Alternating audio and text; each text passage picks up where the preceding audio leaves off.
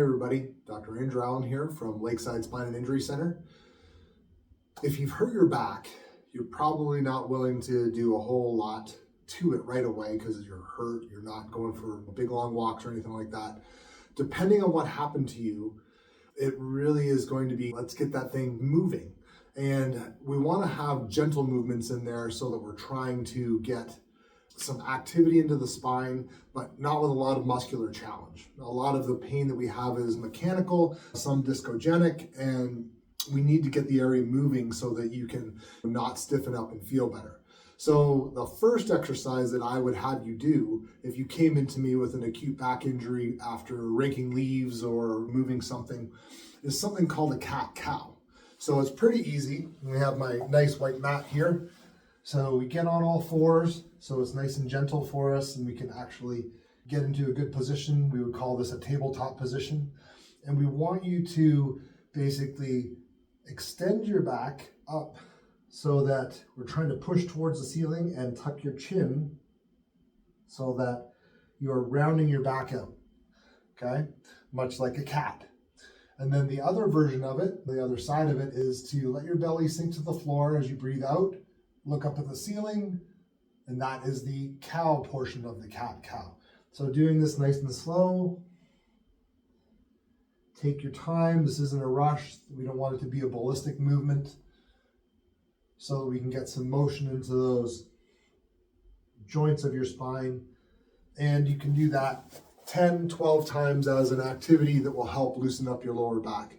We really want to try and move each segment individually and tuck those hips underneath and really tuck that chin, and then do the opposite and extend them out.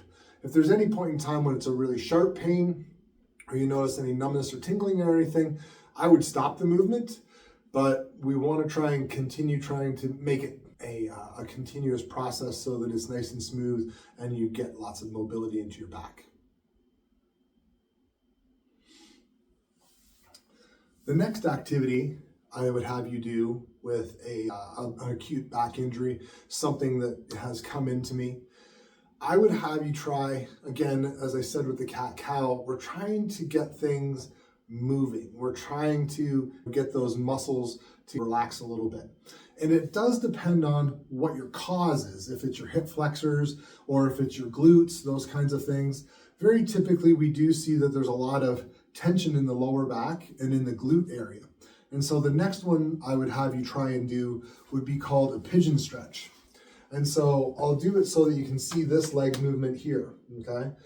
We're on all fours and we take that knee and we place it up in the middle of us, okay? And then we would take our other leg and move it up and over so that we're trying to, basically stretch our glutes out. So I'm feeling the stretch right here, and just hold this position. If the piriformis, which is the muscle that we're trying to stretch out the most, okay, in this one, is really tight, you might notice some numbness and tingling going down your leg. You can back off of it a little bit and give it a little less of a stretch, but hold it here and hold it for a good minute. I try and have people do these longer stretches so that we can overcome things called the muscle spindles and the Golgi tendon organs so that we get a really good stretch in here. You can lengthen it out even more and hold that position. So this is called pigeon stretch. So this is a very typical yoga pose, and this would even be modified pigeon because there's a little bit more to it if you're actually in a yoga class, but we wouldn't ask you to do something so dramatic when you have a back injury, okay? So first we would do the cat-cow, then I would have you do a pigeon stretch. And so that pigeon stretch is really helpful, and that is gonna get your glutes.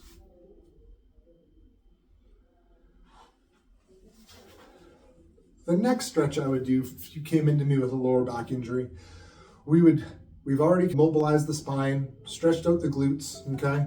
Another likely culprit for this is going to be our hip flexors. And we see a lot of hip flexor stretches where we're basically standing and leaning forward, and this would be really hard if your back was sore, right? Difficult position to attain. So I'll do it so that I'm stretching my left hip flexor, okay?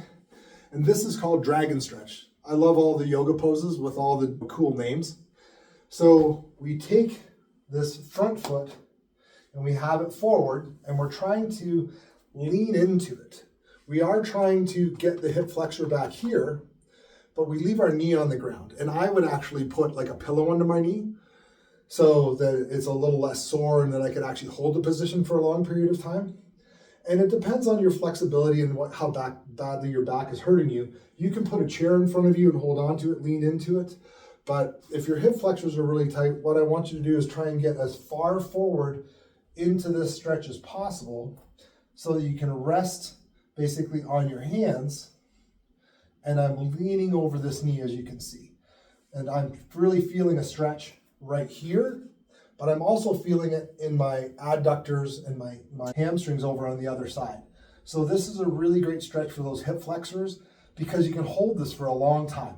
I can sit here and I'm supported, my back is sore and I'm trying to avoid any type of injurious motion, but I can hold this position and hold it for a good minute or so to try and get motion into that hip flexor.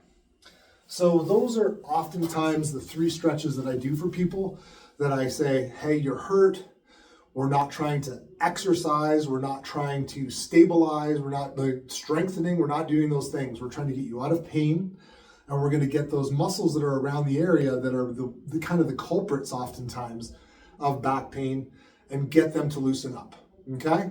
So 3 that I would generally assign to somebody that comes in with back pain. Of course, it would depend on the individual, which we're not just generally assigning everybody, but we would have them do the cat-cow, do a pigeon stretch, and then dragon stretch. And that kind of hits 3 of the big culprits or 3 of the big areas that we want to have motioning while you're trying to recover from a back injury.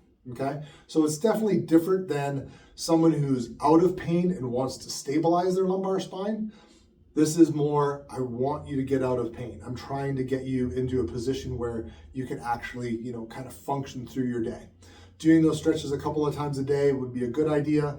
More is not always better, but trying to get them to loosen up over time. Okay? So that's what I would suggest for my patients coming in and doing that have lower back pain.